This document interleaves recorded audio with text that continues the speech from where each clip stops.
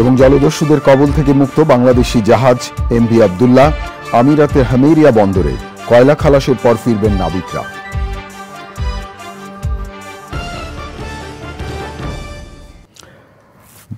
Somali জলদস্যুদের কবল থেকে মুক্ত বাংলাদেশি জাহাজ এমভি আবদুল্লাহ সংযুক্ত আরব আমিরাতের আজমানের হামেরিয়া বন্দরে নোঙর করেছে। জাহাজটি স্থানীয় সময় সোমবার রাতে বন্দরে নোঙর করে বলে জানিয়েছেন দুবাইয়ে বাংলাদেশের consul general BM Jamal Hossain.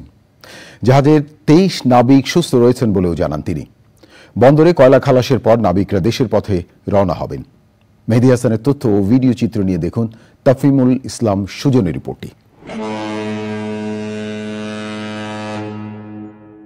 Bharat মহাসাগর থেকে কয়লা বোঝায় বাংলাদেশি জাহাজ এমভি আবদুল্লাহ 12 মার্চ দখল করে নেয় সোমালি জলদস্যুরা। জাহাজটিতে থাকা 23 বাংলাদেশি নাবিককেও জিম্মি করে তারা।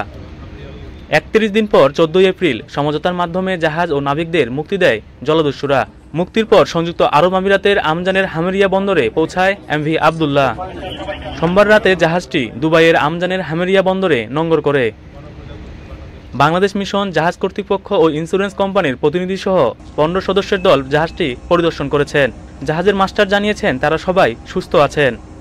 আল্লাহর অশেষ রহমতে আমরা সুস্থ এবং অক্ষতভাবে আমাদের ডেস্টিনেশন সাবজায় পড়ে আসছি।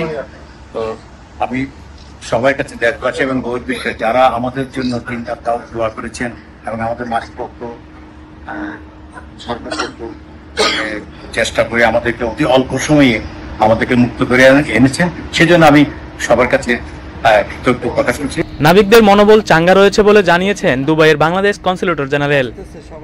প্রত্যেকটি নাবিকের সাথে কথা বলেছি, তারা সুস্থ আছে, তাদের মনোবল যথেষ্ট চাঙ্গা আছে। ডক্টর তিনি আছেন, তিনি সবার সাথে কথা বলেছেন, দেখেছেন এবং প্রাথমিক যে প্রযোজ্য ক্ষেত্রে যে হেলথ চেক আপের যে বিষয়টি আছে সেটি তিনি দেখভাল করছেন।